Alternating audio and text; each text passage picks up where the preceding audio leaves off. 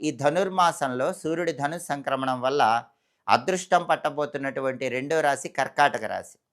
ఎందుకంటే కర్కాటక రాశి నుంచి చూసుకున్నప్పుడు కర్కాటకం, సింహం, కన్య, తుల, వృశ్చికం, ధనుస్సు. సూర్యుడి ధనుస్సు సంక్రమణం జరిగినటువంటిది 6వ రాశి అయింది. కాబట్టి కర్కాటక రాశి వాళ్ళకి 6వ స్థానంలో సూర్యుడి ధనుస్సు సంక్రమణం జరిగింది కాబట్టి కర్కాటక రాశి వాళ్ళకి ఆఫీసులో శత్రువులందరూ కూడా తొలగిపోతారు. ఆఫీసులో శత్రువులు మిత్రులుగా మారిపోతారు. అంతర్గత బహిర్గత శత్రువులు ఉండరు. ఇప్పటివరకు మిమ్మల్ని వెన్నుపోటు పొడిచిన వాళ్ళందరూ కూడా మీకు మిత్రులుగా మారిపోతారు. అలాగే కర్కాటక రాశి వాళ్ళకి ఇంతకుముందు విసిగిస్తున్నటువంటి అనారోగ్య సమస్యలన్నీ తొలగిపోతాయి.